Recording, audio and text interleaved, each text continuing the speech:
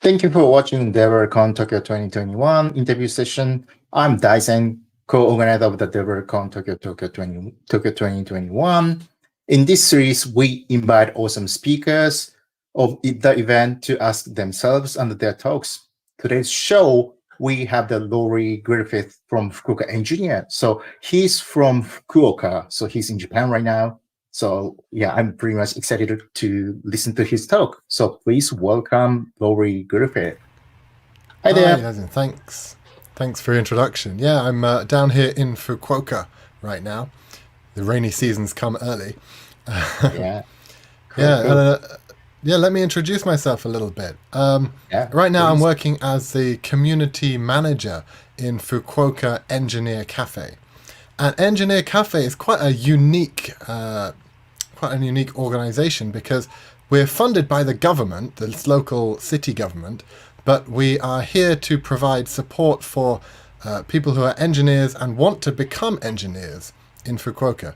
And this really covers all areas, hardware, software, a great many different topics, as well as all different levels, from very young people to, I think the oldest person we've had is over 70.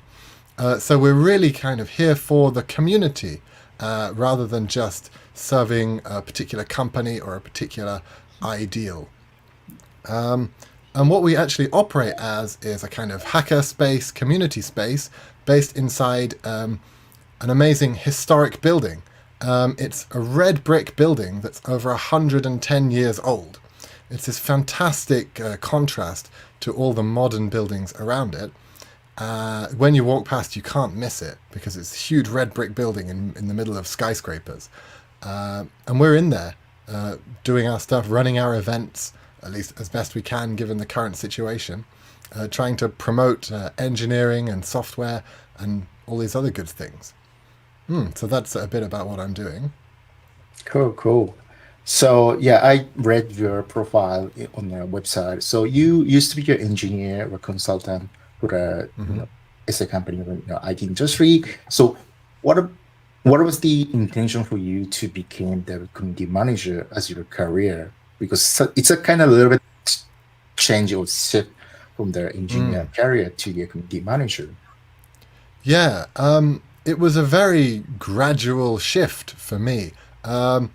Fukuoka is a very tight knit community, and I was working in startups and small companies as a software engineer for a few years before I made this change. And in fact, even now, I still continue some of my work as a software engineer and consultant, so it's kind of a dual role. I like to try and keep both things up. But it was a gradual change. I kind of naturally got involved with running some of the community events and some of the things we used to do here. And then I grew into it. And finally, I got approached by Sino, the company who runs Engineer Cafe for Fukuoka City. And I was just known from the community. And they said, well, you're already doing this job. How about getting paid for it and doing some more? Mm, So it was a very natural thing. I started as a community manager almost a year ago. okay. Almost a year ago. But some people have told me Engineer Cafe was opened about 2 years ago now, and people just assumed, oh, they thought I'd always been working there because I'm always at the events and I'm always doing these things. So, yeah, it's a very natural fit for me and what I'm interested in. Cool, cool. Yeah. No, I used to be a software engineer as well. I used to be a software engineer, and then I became the developer evangelist at my company. So I know how, why people change their career, but it's a pretty good story. I really like that people thought you were the community manager already. So it's pretty nice.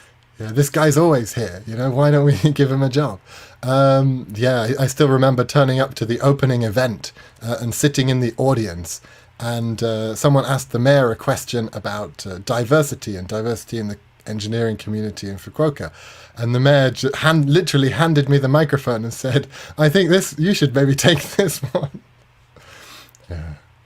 Cool, cool.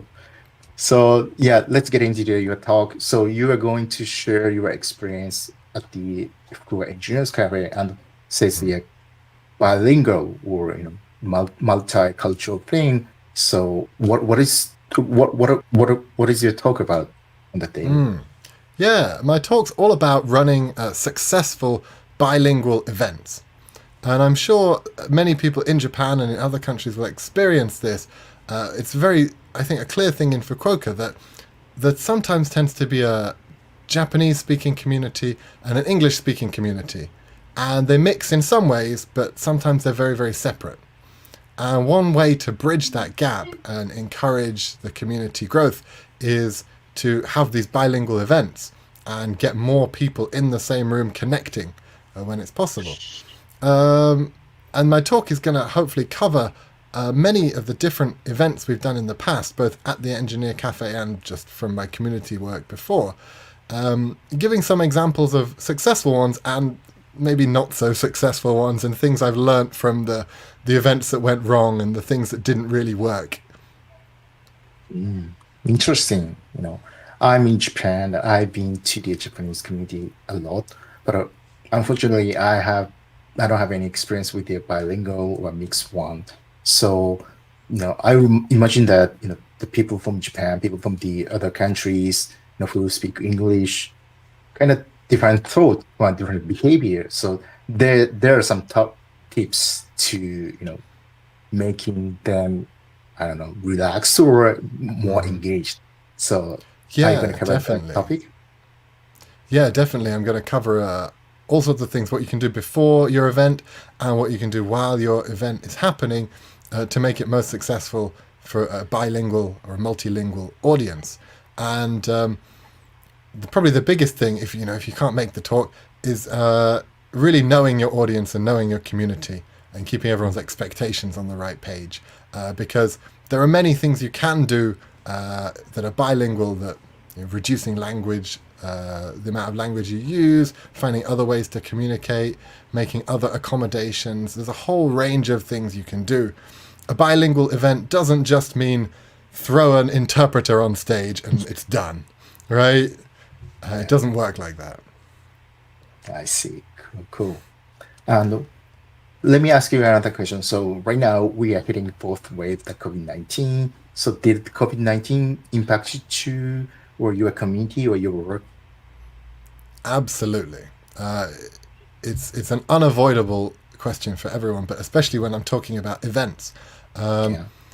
the shift to online has been real tough for everyone, and definitely for me and people in my community. A lot of what I will talk about, because it's talking about past events from the past few years, will be more in reference to offline things and things you can do for real events. But I think a lot of these basic ideas will apply to online events too, and also kind of mixed events where there's some offline and some online component. A lot of what we've been doing recently at the Engineer Cafe, by necessity, is online only or online offline mixed. I see. Yeah. So it's going to be a great talk. One last question to you. What would you what would you like your audience to get from a talk on that day? What was the one thing, you want an audience to learn from you? Yeah, I really want people to leave the talk with a clear idea of how they can make their next event more bilingual, more multilingual, and open their event up to more people. Um, yeah, that's what I want people to take away. Yeah, that's great. I'm also trying to help my company's community user group.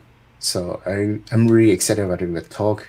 I would like to listen to your talk because my company has both Japanese and English users. So it's going to be fun for me as well. Yeah, Oh, cool. excellent. Yeah, okay, great.